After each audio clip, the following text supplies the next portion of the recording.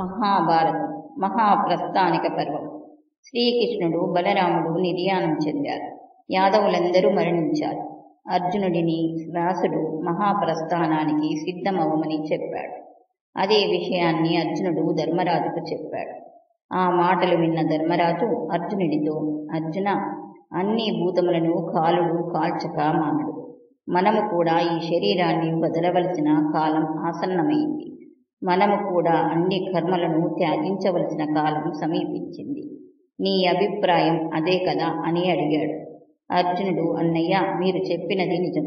కాలానికి కాలం సాటి కాలమే. మనము కూడా కాలంతో పయనించక తప్పదు అన్నాడు. వెంటనే ధర్మరాజు భీమ, నకుల, సహదేవులను పిలిపించాడు. వారికి అన్ని విషయములు చెప్పాడు. వారు కూడా ధర్మరాజు మాటలకు అంగీకారం తెలిపారు. ధర్మరాజు కురు సామ్రాజ్య వారసులను నిర్ణయించుట. ధృతరాష్ట్రుడి వారసులలో వ్యూస్తుడు ఒక్కడే మిగిలాడు. ధర్మరాజు వ్యూస్తుడిని కురు సామ్రాజ్యానికి పట్టాభిషిక్తుని చేశాడు. పరీక్షిత్తుని యువరాజుగా పట్టాభిషిక్తుడిని చేశాడు. వ్యూస్తుడికి రాజ్యపాలన గురించిన విషయములు అన్నీ వివరించాడు. తర్వాత సుభద్రతో, అమ్మా సుభద్ర, ఈ భరత సామ్రాజ్యానికి నీ మనవడు ఉత్తరాధికారి అయ్యాడు.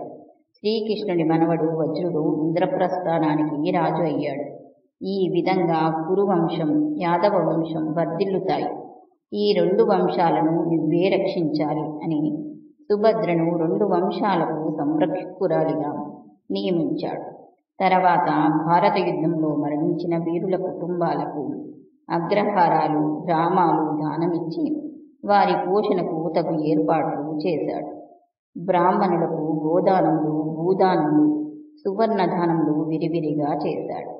పరీక్షిత్తును కృపాచార్యుడికి శిష్యుడిగా అప్పగించాడు.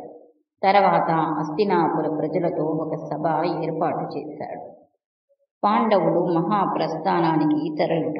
ధర్మరాజు హస్తినాపుర వాసులను పిలిచి ఏర్పాటు చేసిన సభలో హస్తినాపుర వాసులతో, హస్తినాపుర వాసులారా, మా 5గురికి బదులుగా అభిమన్యుడి కుమారుణ్ణి మహారాజుగా నియమించారు.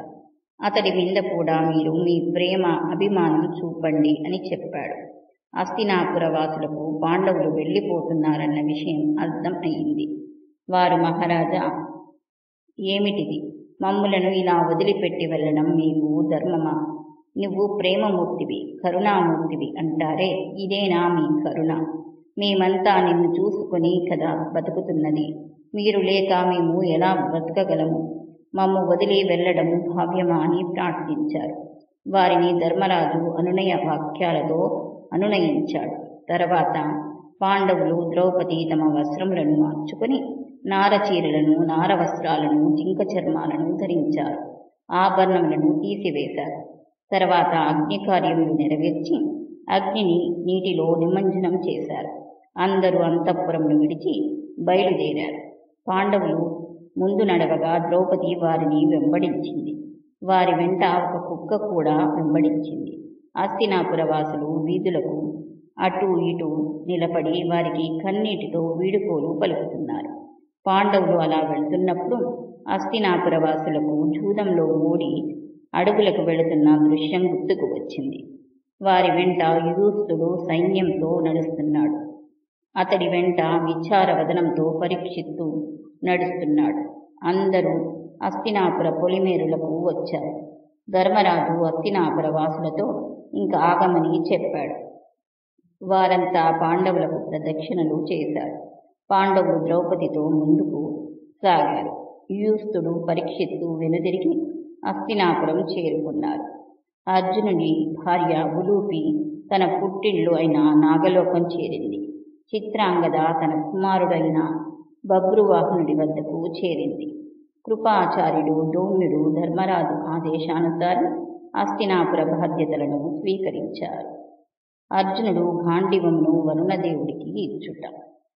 పాండవులు, ద్రౌపది అలా ప్రయాణిస్తూ ముందుకు సాగి గంగానదిని దాటి తూర్పు సముద్ర తీరానికి చేరుకున్నారు.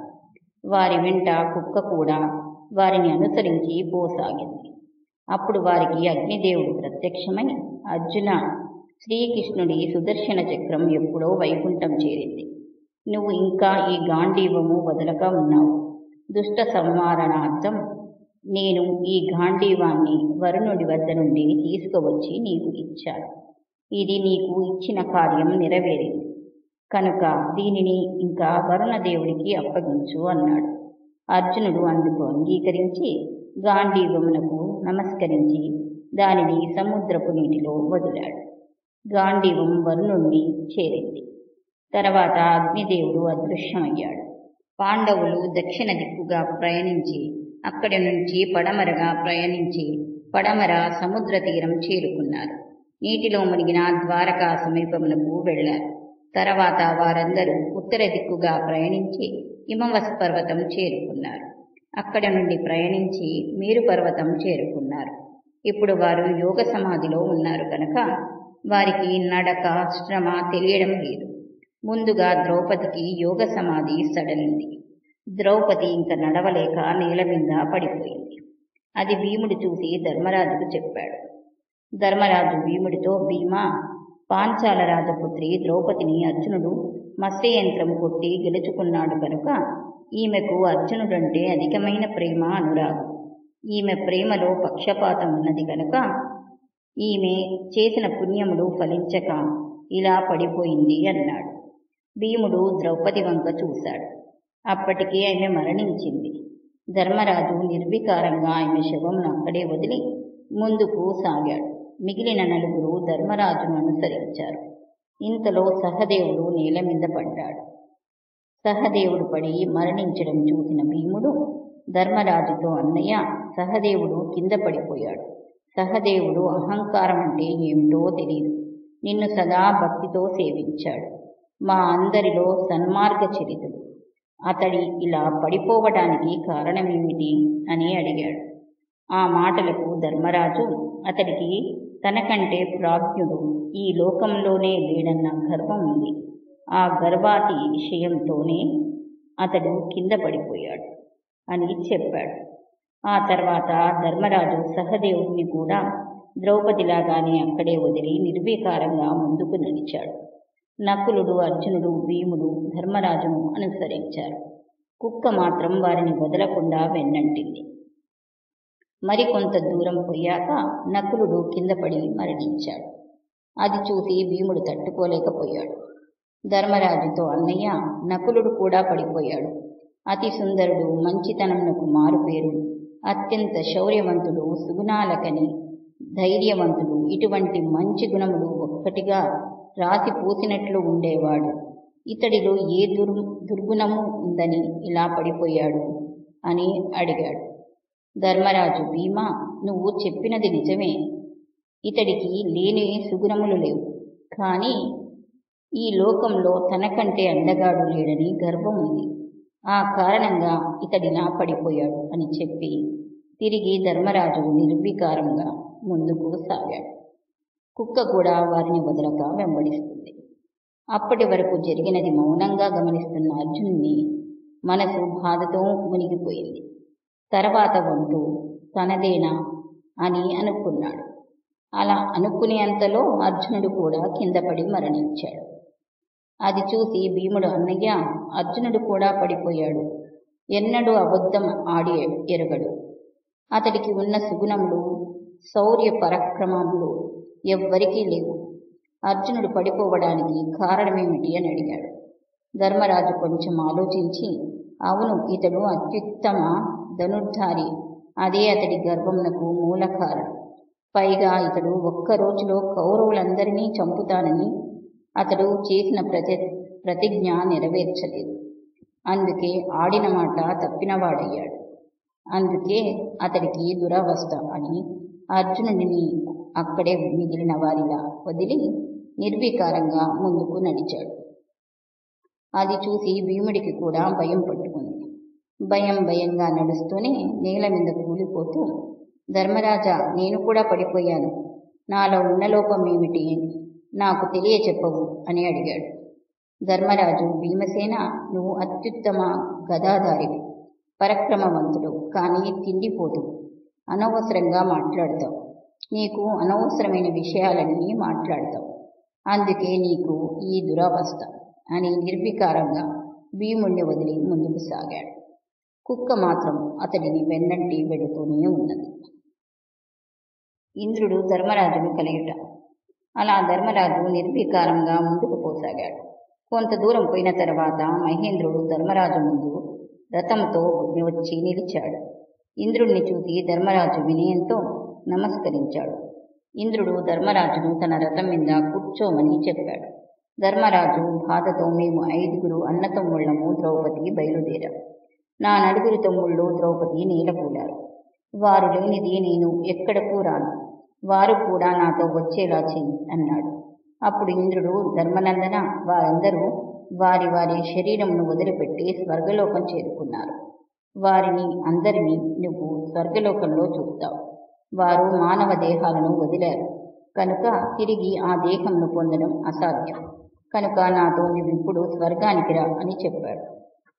ధర్మరాజు ఇంద్రుడితో, మహేంద్ర, మేము హస్తినాపురం నుండి బయలుదేరినప్పటి నుండి ఈ శునకము నన్ను వెన్నంటి వస్తుంది. దీనిని వదిలిపెట్టి నేను మాత్రం స్వర్గానికి ఎలా రాగలను? కనుక నాతో పాటు ఈ శునకాన్ని కూడా స్వర్గానికి తీసుకొని వెళదాం అన్నాడు.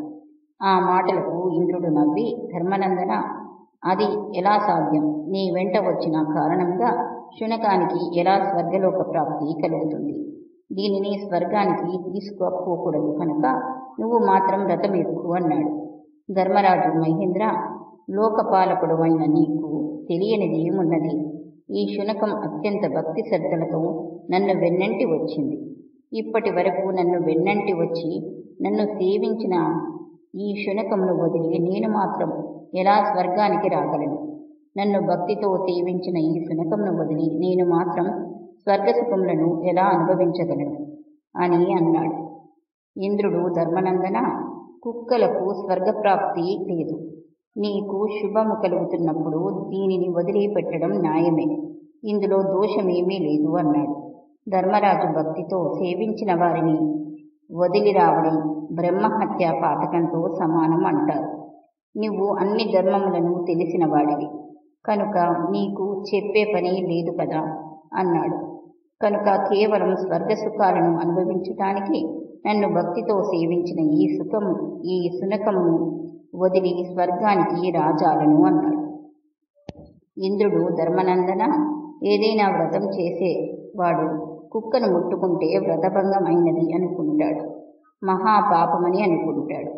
అలాంటి సమయాన నువ్వు ఈ కుక్క గురించి ఎందుకు పట్టుబడుతున్నావు? దీనిని వదిలి వచ్చి హాయిగా స్వర్గసుఖములను అనుభవించు. అయినా ధర్మనందన, నీ భార్య ద్రౌపది, నీ 4 తమ్ముళ్ళు నీ కళ్ళ ఎదుటే మరణించినా చెలించని వాడివి ఈ కుక్కను మాత్రం ఎందుకు వదలనంటున్నావు అని అడిగాడు. ధర్మరాజు, మహేంద్ర, నువ్వు సకల లోకపాలకుడు, అన్ని ధర్మములు ఎరిగినవాడు, ధర్మదేవతవు.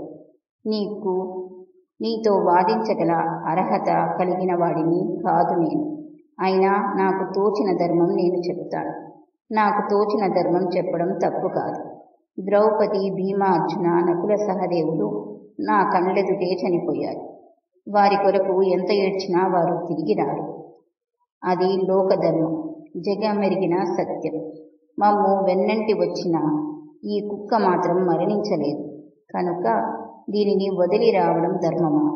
శరణు వేడిన వారిని వదలడం, మంచి మిత్రుడికి దోహం చేయడం, స్త్రీలను చంపడం, బ్రాహ్మణుల ధనం అపహరించడం వలన ఏ పాపం వస్తుందో నన్ను నమ్మి వెన్నంటి వచ్చిన ఈ శునకమును వదిలినా ఆ పాపం వస్తుంది. ఆ పాపమును నేనిప్పుడు ఎలా మూటగట్టుకోను? నేను అనుభవించవలసిన స్వర్గసుఖముల విషయము వదిలిపెట్టండి. నేను ఇంతవరకు సంపాదించిన పుణ్యము ఈ శునకమును ఆదరించిన కారణంగా నశించినా పర్వాలేదు. నాకు స్వర్గసుఖములు వద్దు. నన్ను ఇలా వదిలిపెడితే ఈ అరణ్యంలో తపస్సు చేసుకుంటాను. నాకిది చాలు అన్నాడు. యమధర్మరాజు అప్పటి వరకు శునక రూపంలో ఉండి ధర్మరాజు చెప్పింది వింటున్న యమధర్మరాజు తన నిజ రూపమును దాల్చి అతడి ముందు సాక్షాత్కరించాడు. ధర్మరాజు సంభ్రమాశ్చర్యాలతో తన ముందు నిలిచిన యమధర్మరాజుకు నమస్కరించాడు. యమధర్మరాజు, నాయనా ధర్మతనయ, నీ పుణ్య చరిత్ర, నీ ధర్మనిరతి, నిర్మలమైన బుద్ధి, భూతదయ, నీ దయాగుణము నాకు ఎంతగానో నచ్చాయి. భూలోకంలో నీ వంటి వారు ఉంటారా అని నాకు సందేహం కలుగుతుంది. ఇంతకు ముందు నువ్వు దైత్యవనంలో ఉండగా నీ యొక్క ధర్మనిరతిని నేను పరీక్షించాను. నీకు గుర్తుందా? నీ తమ్ముళ్ళు నీటి కొరకు వచ్చి నా ఆధీనంలో ఉన్న సరస్సులో నా ప్రశ్నలకు సమాధానం చెప్పకనే దిగి స్పృహ తప్పి పడిపోయారు. అప్పుడు వారిని వెతుకుతూ నువ్వు వచ్చావు. అప్పుడు నేను వారిలో ఒకరిని బ్రతికిస్తాను, నీకు ఎవరు కావాలో కోరుకొమ్మని అన్నప్పుడు నువ్వు చెప్పిన సమాధానం నాకెంతగానో నచ్చింది.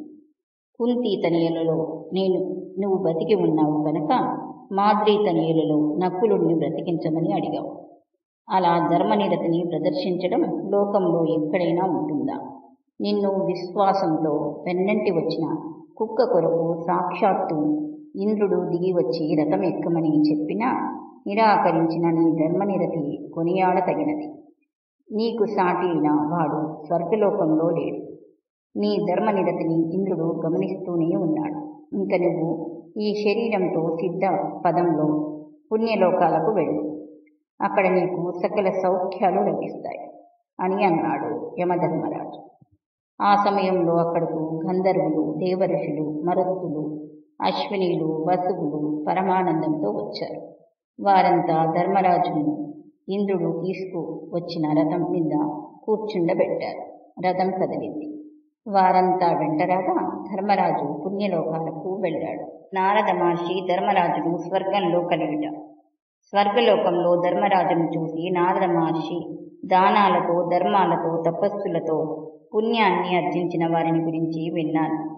కానీ ధర్మరాజు కీర్తికాంతుల ముందు అవి వెలవెలపోతున్నాయి. ఆ రాజులలో ఎవ్వరు కూడా శరీరంతో స్వర్గానికి రాలేదు. ఆ గౌరవం కేవలం ధర్మరాజుకు మాత్రమే దక్కింది అని ధర్మరాజును ప్రశంసించాడు.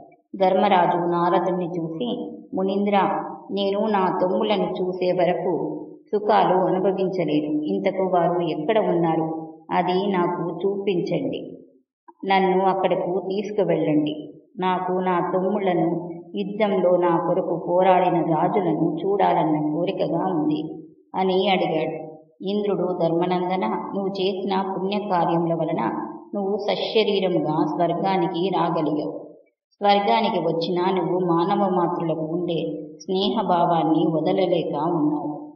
అదిగో అటు చూడు, దేవఋషులు, గంధర్వులు, దేవతలు ఎంత ఆనందంగా ఉన్నారు. వారిని చూసి అయినా నీ మనసులో దుఃఖమును వదిలి సుఖంగా ఉండు. నువ్వు చేసిన పుణ్య విశేషం చేత నువ్వు పొందిన ఈ పదవిని నీ తమ్ముళ్ళు ఎలా పొందగలరు? మానవలోకమును వదిలి దేవలోకం వచ్చిన నువ్వు మానవ సంబంధాల కొరకు ఇలా తప్పించడం తగని పని. ఇప్పుడు నువ్వు దివ్య రూపంలో ఉన్నావన్న విషయం మరవవద్దు అన్నాడు. ఆ మాటలు ధర్మరాజును సమాధానపరచలేకపోయాయి. మహేంద్ర, మీరు ఎంత చెప్పినా నేను నా సోదరులను, బంధుమిత్రులను, ద్రౌపదిని చూడకుండా ఉండలేదు. ఒక్కసారి వారందరిని చూసిన తర్వాత మీరు చెప్పినట్లు చేస్తాను. నాకు అదే ఆనందాన్ని కలుగజేస్తుంది అని అన్నాడు. అని వైశంపాయనుడు జనామేజయుడికి మహాప్రస్థాన కథ వినిపించాడు.